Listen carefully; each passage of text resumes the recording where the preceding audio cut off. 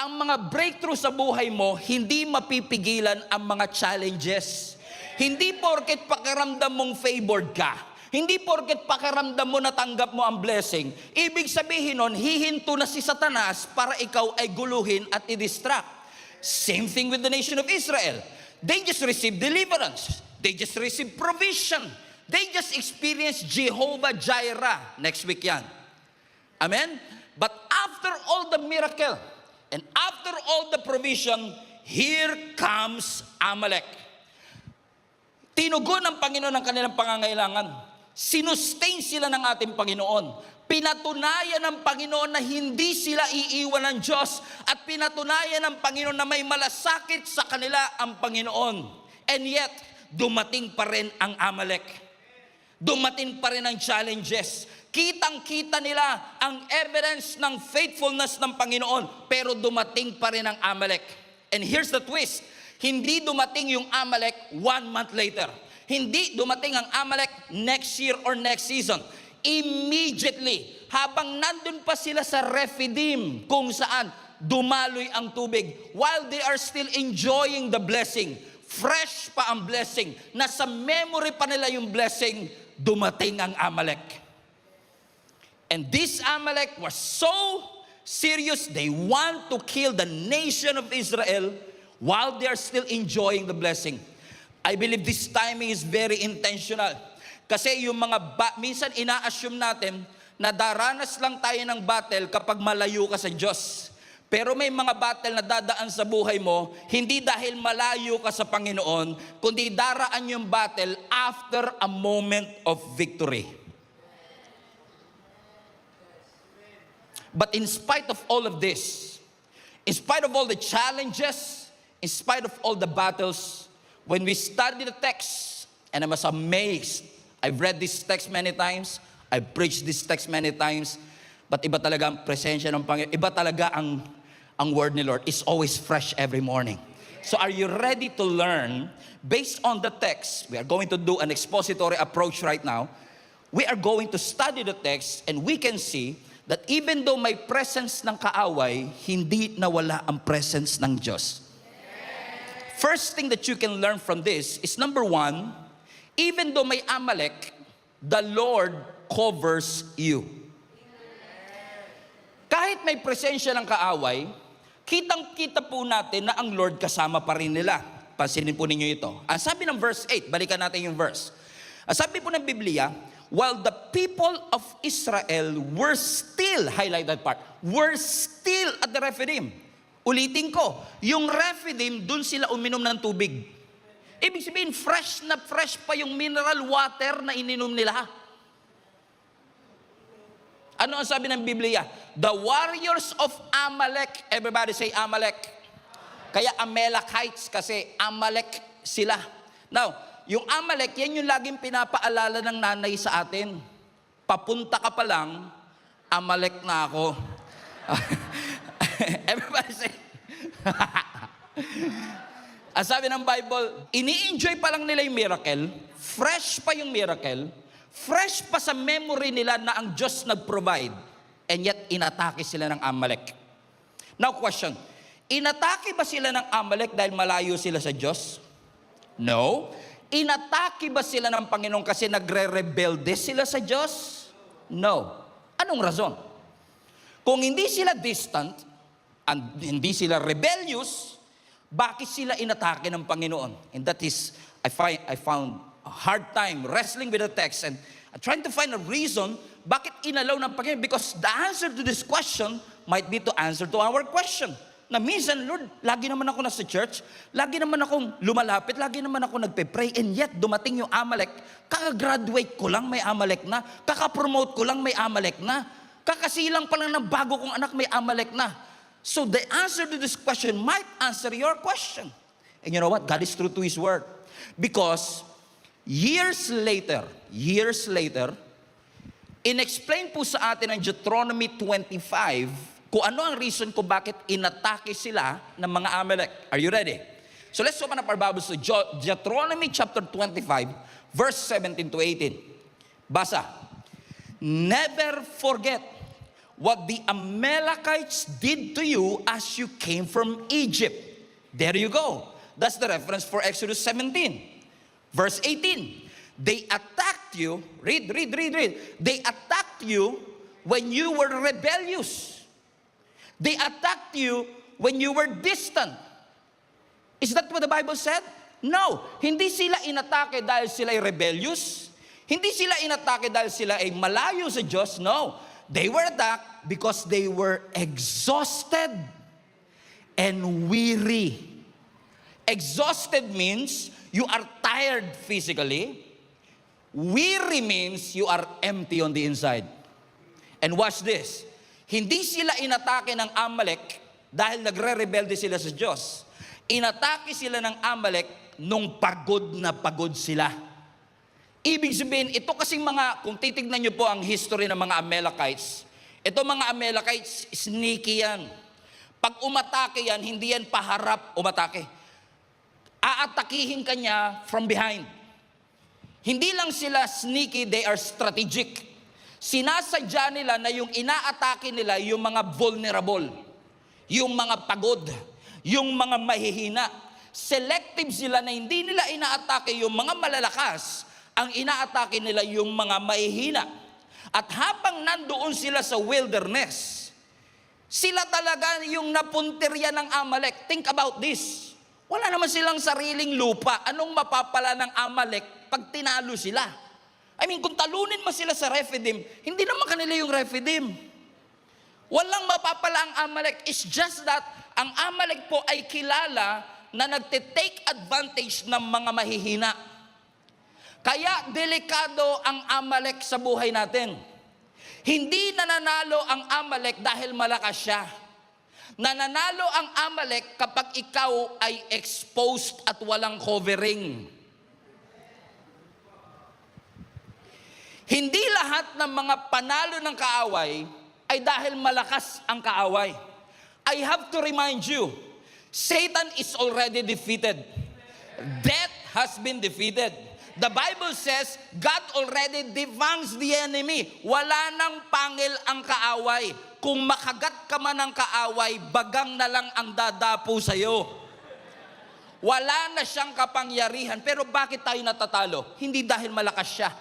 Kaya madalas tayong bumabagsak kasi ang buhay natin masyadong exposed.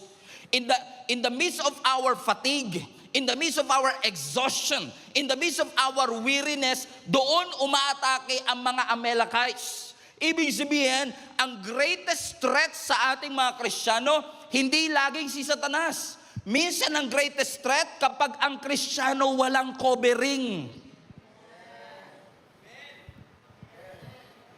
Because Satan was also sneaky. Kung ano blind spot mo, yun ang aatakihin sa iyo. Selective siya. Hindi ka niya aatakihin habang umiinom ka pa ng tubig.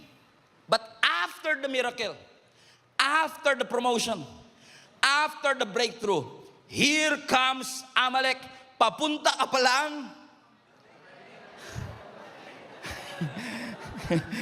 Everybody say Amalek. In fact, Amalek is more than just an enemy. Because through reading the scripture, makikita po ninyo that it was indeed the first time na nilabanan ng nation of Israel ang Amalek. Ito ang unang beses, pero hindi ito yung huling pagkakataon.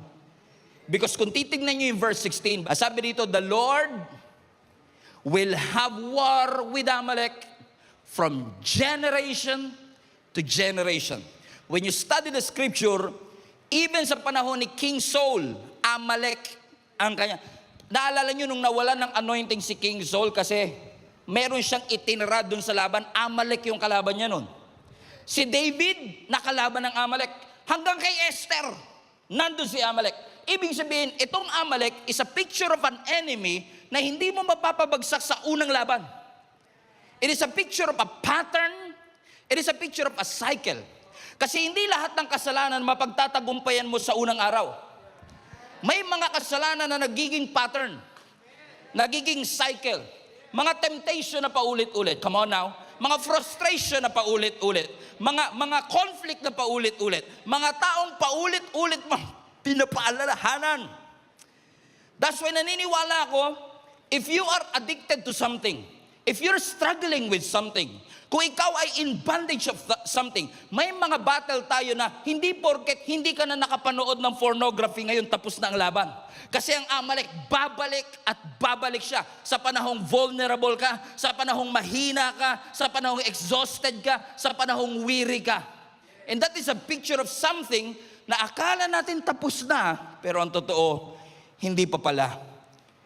Pastor, bakit ganun?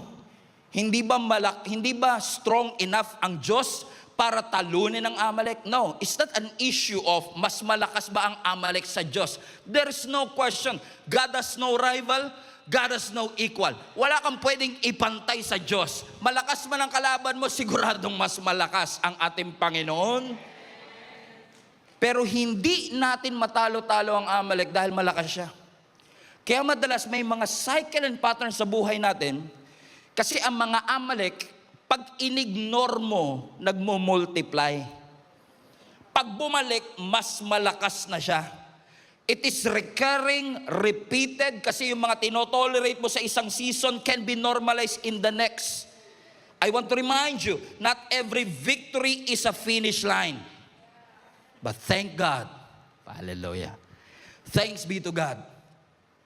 Pagod man ako, my fatigue doesn't cancel God's covering. Hindi porket pagod ako, pagod na rin ang Panginoon mag-cover sa akin. Hindi porket weary ako, tinatanggal na ng Lord ang kanyang presensya. Hindi porket may pressure sa aking buhay, nabubura na ang mga pangako ng ating Panginoon. My weakness doesn't disqualify me from the help of my God. Kasi ang Diyos, hindi niya lang kino-cover kung sino ang malakas. You may be under attack, but you are still under God's covering. You may be tired right now, but you are still under God's covering. You may not be at your best right now, but you are still under God's covering. Your security is not based on how strong you are. Your security is based on how strong your God is. How big your God is. How powerful your God is. Can we give up a shout of praise to a God who is strong and mighty? Everybody say covered. Put that in the comment section. I am covered. Pero hindi porket covered ka, wala ng pressure. Hindi porket covered ka, wala ng challenge. Hindi porket may payong ka, hihinto yung ulan. Hindi porket insured ka, hindi ka na mamamatay. Kahit covered ka, ang challenges nandyan pa rin. So hindi mapipigilan ng covering ang ulan, pero mababawasan ng covering yung impact ng ulan. So when you're covered, hindi ibig sabihin mawawalan ka ng pagsubok. When you are covered, hindi ibig sabihin wala ng atake. After all, the Bible says, the weapons will be formed. So there's no doubt. Hindi sinabi ng Bible, hindi makakaporma ang kaaway. Makakaporma, pero hindi magsasucceed. Kaya pala sabi ng Bible, yung faith sa armor of God is a shield. Remember? Shield of faith. Because when you have faith, you're covered. Pero hindi porket may faith ka, wala ng challenges. Pero kapag may faith ka, yung penetration ng challenges, mahina. The faith can stop the penetration of a challenge. And thanks be to God. Kasi yes, hindi lang ako covered. Yes, I have faith. Yes, may umbrella ko. Yes, may insurance ako. Mamamatay pa rin. Pero at least yung impact sa pamilya ko mababawasan. Kaya, magpa-insure na kayo. Joke lang. Wala.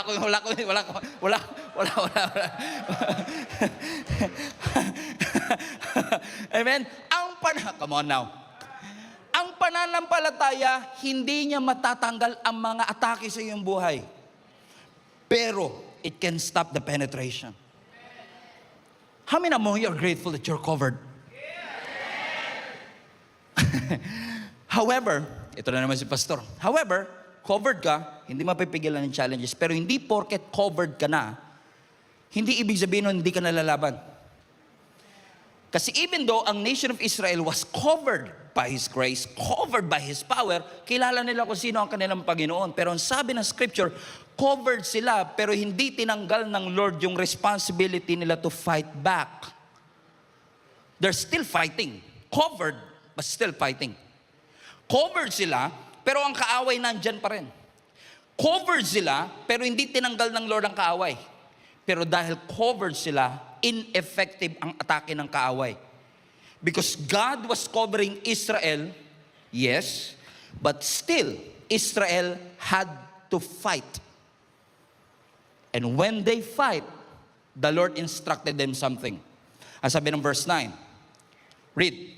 So, dahil lalaban na sila, inatake sila ng mga Amalekite sa Rephidim, Moses commanded Joshua, choose some men to go out and run.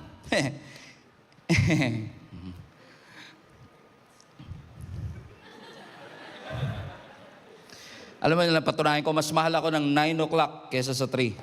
Okay, guys. Pero pwede pa naman kayo bumawi. No?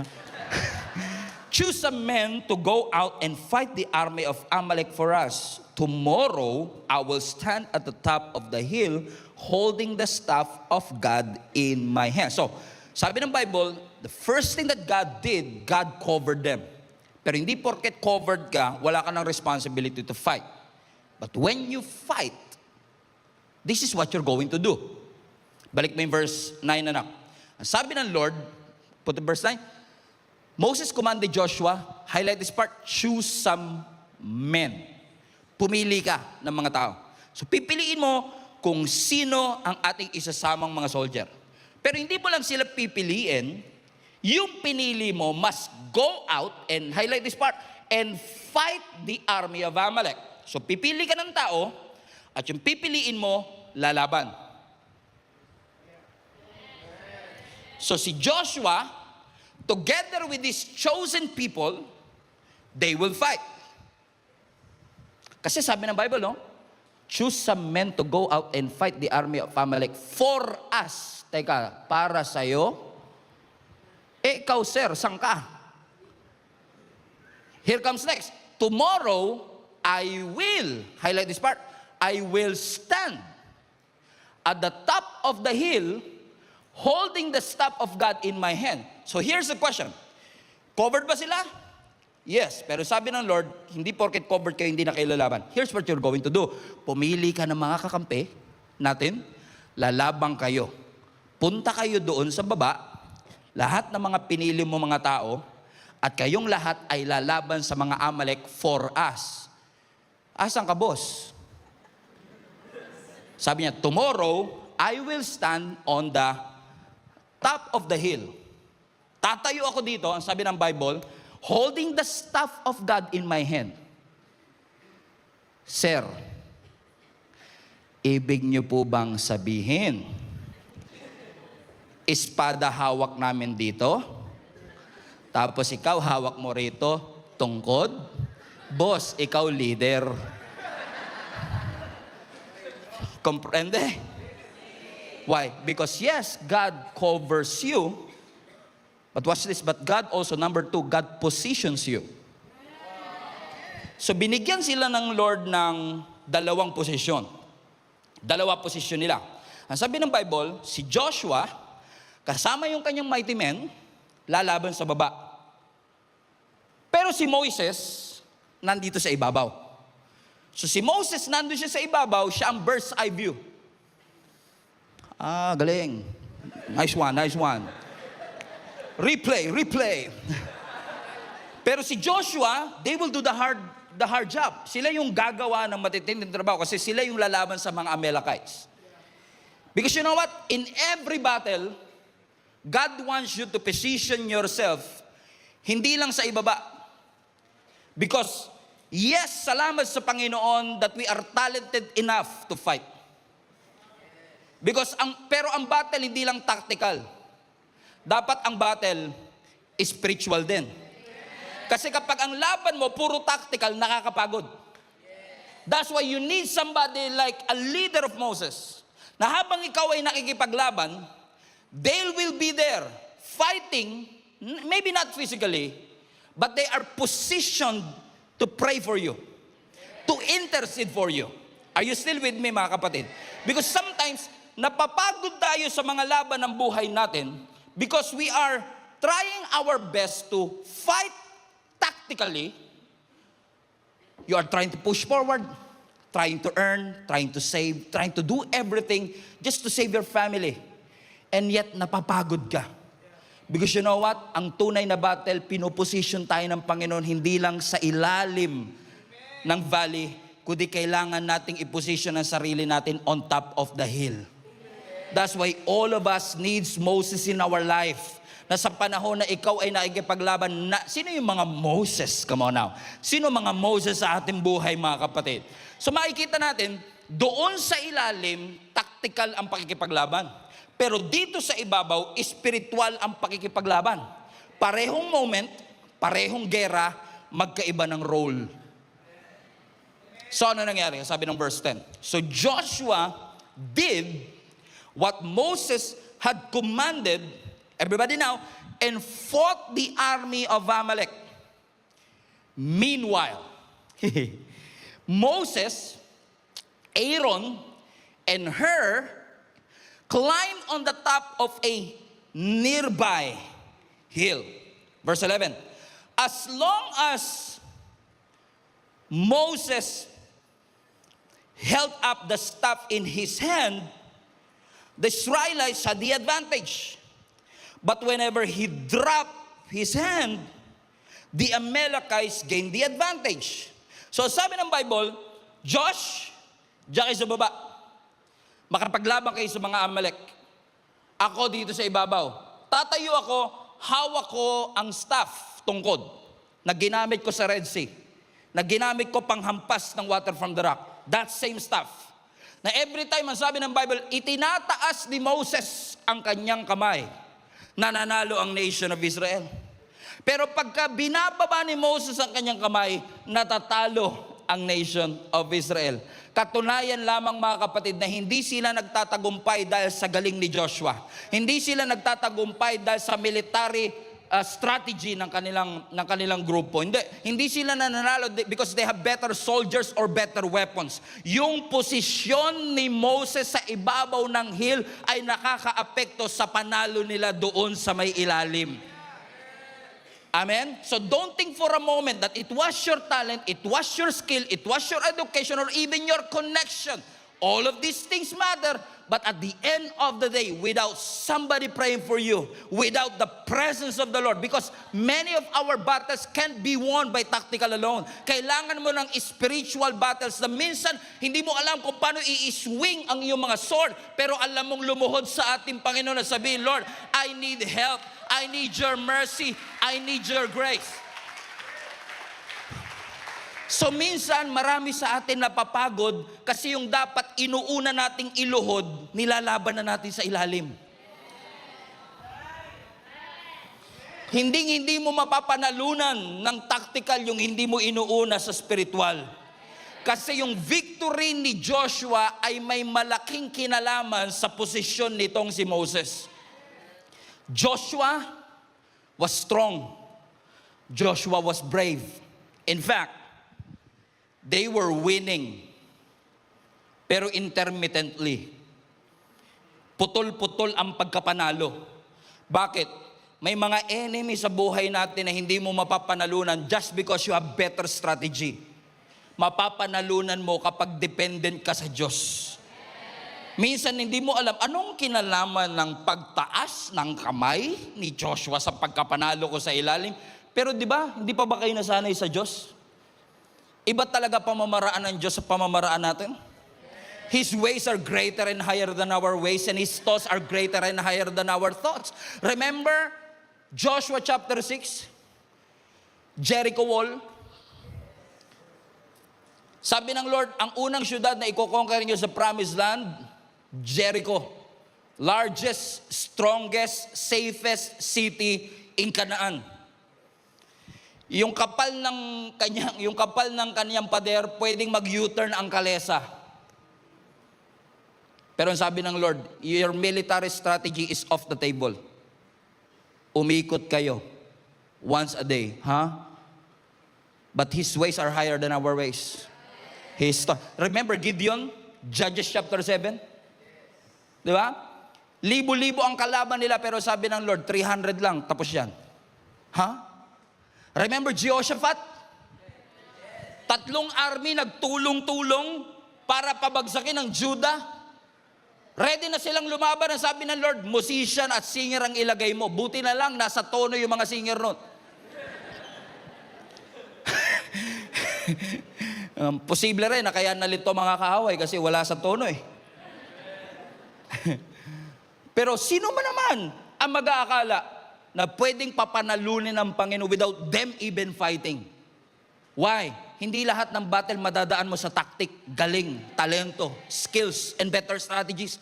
No, sometimes all you need to do is kneel down and pray. Erase mo yung banner yan and remind yourself who your God is, who you are representing to, and who you belong to. Come on, palapakan natin ang ating Panginoon.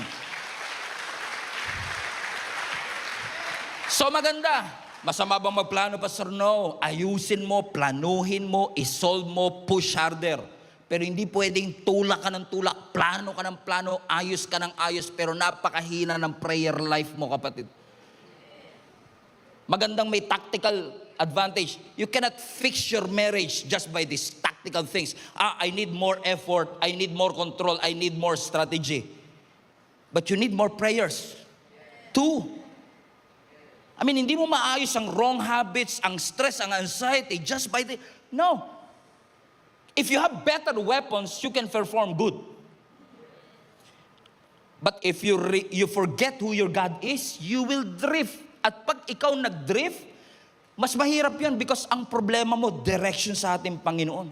Pwedeng napakarami mong activity, pero asa ng prayer? Napakahusay natin sa isang bagay. Puro excellence.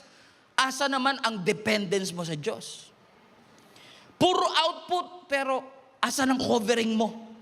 Wala naman sigurong tao at Kristiyano na gumising kaninang umaga. Sabi niya, parang gusto kong lumayo kay Lord today. Wala naman siguro ganun, di ba?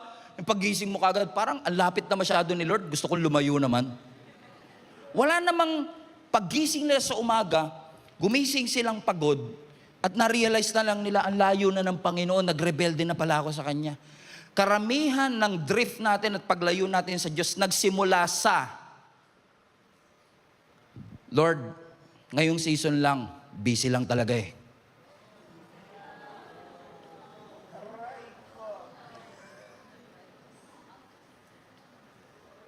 Babalik din po ko, Lord, ayusin ko lang sarili ko. Wala akong nakita na sinabi, Lord, ayoko na sa'yo. Break na tayo. Madalas siya nagsimula, Lord, kahit ngayon lang, marami lang talagang iniintindi sa buhay. Yun ang hindi ko maintindihan. Ang dami mo pa na palang iniintindi, yung makakapag-solve, iniwan mo pa. Marami ka na palang iniintindi, bakit mo iiwanan ng Panginoon? So, ibig sabihin, mas may tiwala ka pa sa bangko mo. Mas may tiwala ka pa sa alam mo. So magaling ka sa tactical, pero hindi lahat ng battle mapagtatagumpayan ng galing at husay. Ligo at dasal. Kailangan. Sabi mo sa katabi mo, may pag-asa ka pa. May pag-asa pa yan. Safeguard lang 3 beses. Amen. Kailangan mo ng spiritual warfare. Kailangan lumaban. Amen? Huwag mo kakalimutan ng Panginoon. Huwag mo sasabihin sa Lord, balikan kita later, Lord. Nag-a-adjust lang. You need God on your side. You need this stuff raised because you cannot win. Because your posture in your spiritual life will affect your tactical, practical life. Amen? Although hindi lahat ng nagpe-pray, nagsasucceed. Kasi minsan, you're too focused naman on your spiritual. Ano sabi ng verse 12? Nung tinataas ni Moses, verse 12 please, nung tinaas ni Moses ang kanyang kamay, ang sabi ng scripture, Moses' arms soon, highlight this part, became tired.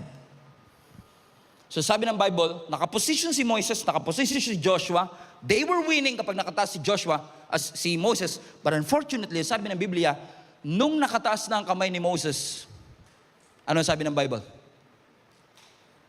Napagod si Joshua. His arms became tired, so he could no longer hold them up. So, Aaron and Hur. Sino ba ito si Aaron and Hur? Si Aaron, kapatid niya, si Hur, leader ng mga Israelites. So, si Aaron and Hur, nakahanap ng bato para paupuin si Moses sa bato. At habang itinataas, look at show the picture please, para ma-imagine ninyo. At habang si Moses nakataas ang mga kamay, si Aaron and Hur were supporting him. But there was never in the text na nabasa nating Aaron complained or Hur complained. Because I tell you this, hindi po maganda yung position na ito. First, nung nanalo ang mga Israelites, celebrate sila, panalo tayo, panalo tayo. Ikaw, Aaron, ano ginawa mo?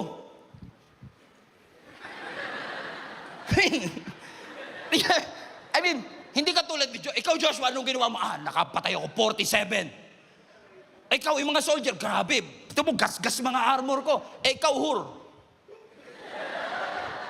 Pero do not underestimate the power of Aaron and Hur. Wag mong i-underestimate. Kyle, it only takes committed people to do this. Moses, Hur, you don't want to be in this position. Moses, wala pang deodorant nung time na yon. Come on now. Wala pang Rexona nung panahon na yon. You don't want to be in this position. But sometimes, yung mga inaayawan mong posisyon ang gagamitin. Hindi porket hindi nakikita, hindi mahalaga. Hindi porket hindi napapansin, hindi mahalaga. Because sometimes yung hindi mo napapansin, yun yung mga vital, significant organs na ginagamit ng Panginoon to win the battle. Na ang sabi ng Biblia, nung panahong napagod si Moses, it was Aaron and Hur who supported him. Nung panahong hindi niya na kayang itaas ang kanyang kamay. Nung mga panahong hindi mo na kayang umatin uli. Nung mga panahong nag-left ka na sa GC. Nung mga panahong pagod na pagod ka. Sino yung mga Aaron and Hur na ginamit ng Panginoon to win you back? To remind you of your calling. To remind you, this is just a deception of the enemy. To remind you, there's hope. It's not too late for you to change. It's not too late for you to get up again. Anointed ka. Oo, pero kailangan mo ng support system. Hindi lahat ng tao makikipaglaban para sa'yo. Hindi lahat ng tao susuporta sa'yo. Hindi lahat ng tao hahawakan ng kamay mo pag bumababa na siya.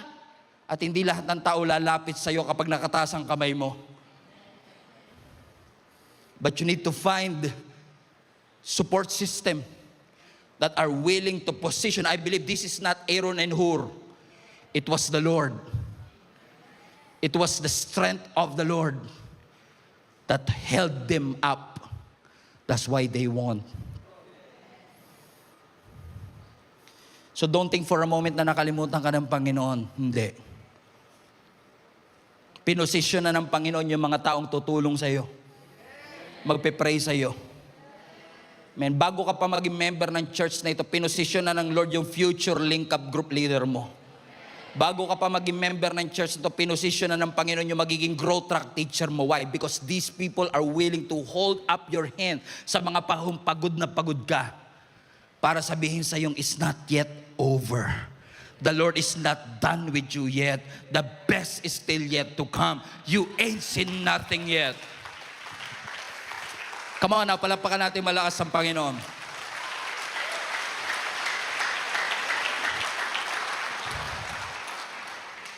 So, ibig sabihin, walang binatbat ang Amalekites sa Israel, pero naging problema ni Moses yung kanyang pagod.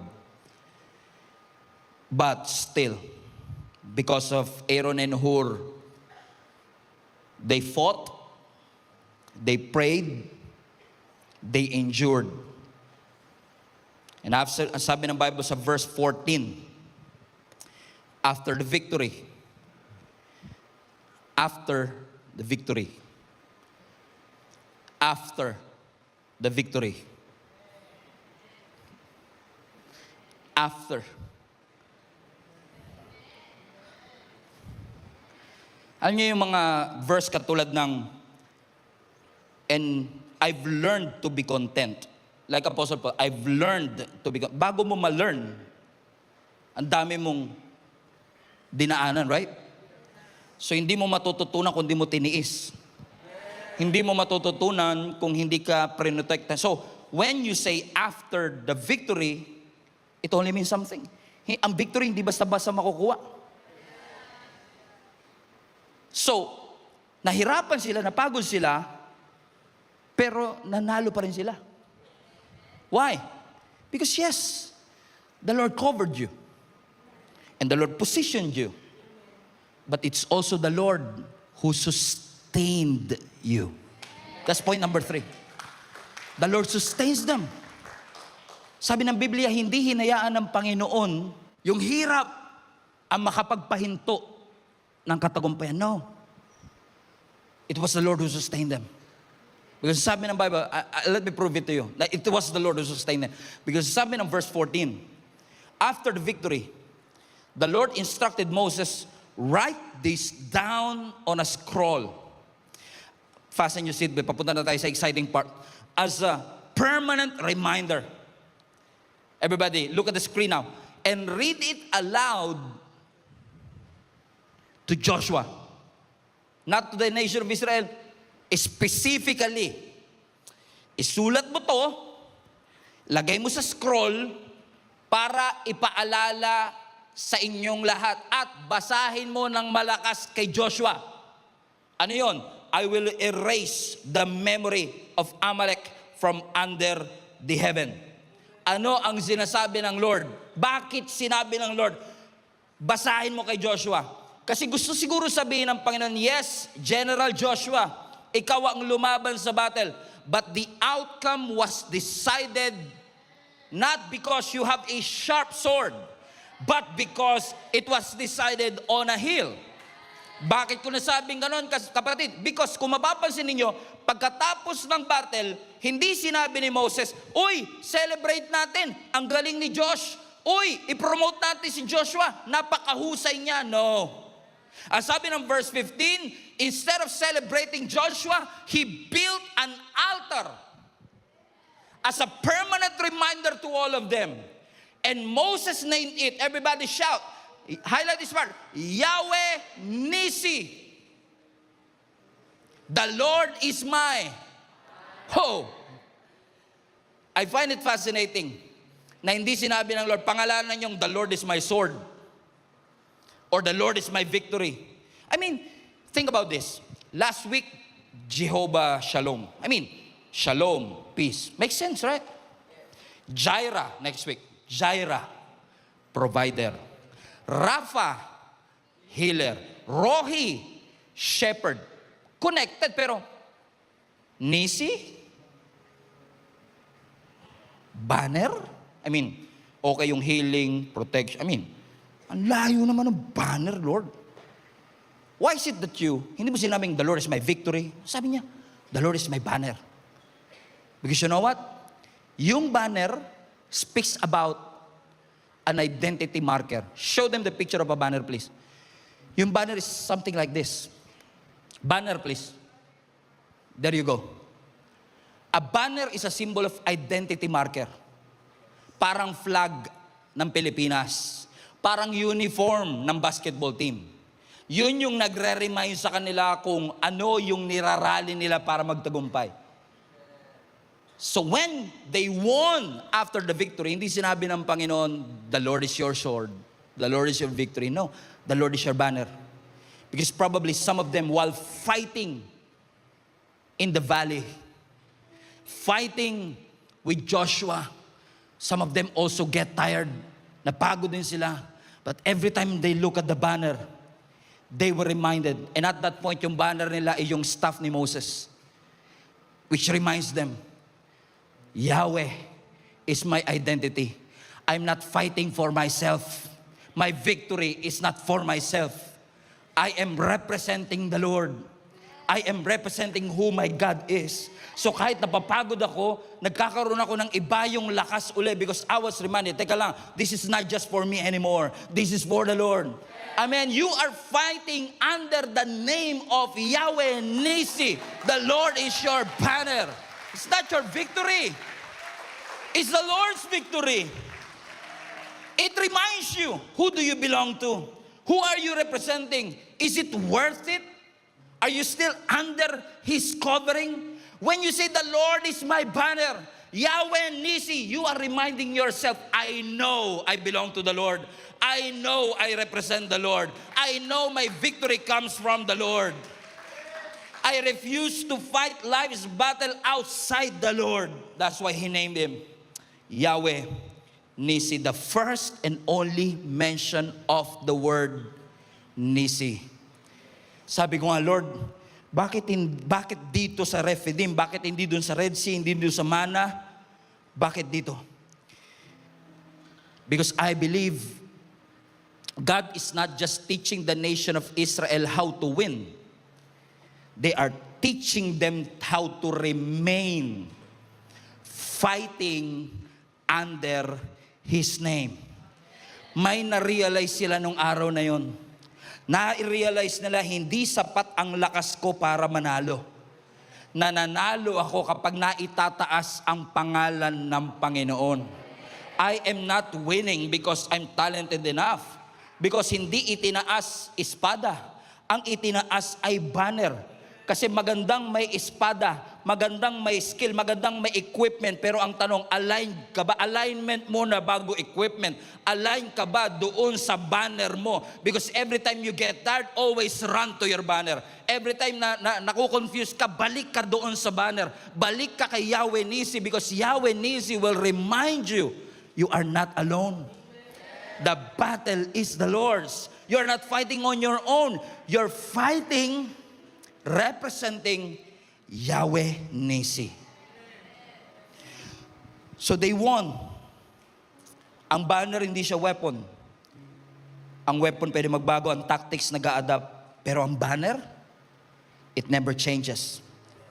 This text reminds us, ang decisive factor kung bakit sila nanalo, hindi dahil matalas ang espada ni Joshua, hindi dahil marami silang soldier, hindi dahil maganda ang kanilang strategy.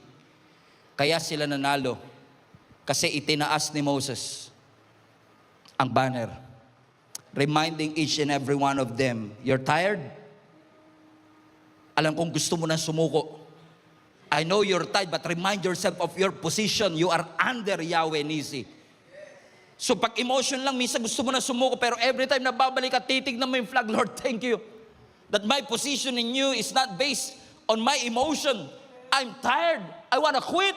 I want to end everything. But every time I look to the banner, I was reminded, I was not alone. Hindi ako nag-iisa, kasama ko ang Panginoon at hindi ako pababayaan ng Panginoon. Hindi ako iiwan ng ating Panginoon. I belong to Jesus. I belong to His kingdom. I belong to Yahweh Nisi. Is there anybody here na makakapagpatunay, gustong-gusto mo nang huminto, but every time you've been reminded, you are the son of God. You are His daughter. You are the child of the Most High God. You are forgiven, restored, redeemed. And every time you remind yourself of that, nagkakaroon ka ng panibagong lakas. Because you know, this battle has already been won by my Lord Jesus Christ more than 2,000 years ago at the cross. And I know Satan may look big, Satan may look strong, but it's not stronger than my God. It's not bigger than my God. Because my God is bigger, higher. My God is powerful. No rival, no equal. Wala kang pwedeng ipantay sa Kanya. Wala kang pwedeng ikumpara sa ating Panginoon. Wala kang pwedeng ihambing sa ating Panginoon. Because every time you remind yourself, my God is my banner. My God is my identity marker. My God is my rally point that every time I'm tired, every time I'm confused, every time ligaw ako, babalik ako sa banner because that reminds me of my identity. That reminds me of who I am and whose I am. And I am the child of the Most High God. If you want to rally to that banner, stand to your feet right now. Praise the Lord Jesus